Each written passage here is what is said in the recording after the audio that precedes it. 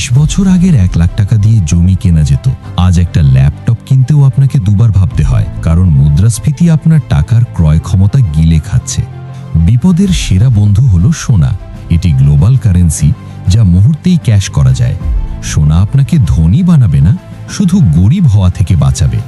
তাই গয়না নয়, কিনুন গোল্ড কয়েন।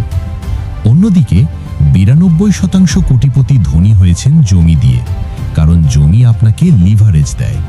30 লাখ টাকায় 1 কোটির ফ্ল্যাট কিনে ভাড়া দিয়ে লোন শোধ করা সম্ভব। তবে সাবধানে, জমি মানেই আইনি ঝুঁকি। সমাধান হলো 100 রুল। 100 থেকে আপনার বয়স বাদ দিন। ফল যদি হয় 70, তবে 70% টাকা জমি বা ব্যবসায় এবং 30% টাকা সোনা বা সেফ ফান্ডে রাখুন। আপনার পছন্দ কোনটা, জমি নাকি সোনা? কমেন্টে জানান। আর স্মার্ট ইনভেস্টিং শিখতে সাবস্ক্রাইব করুন, কারণ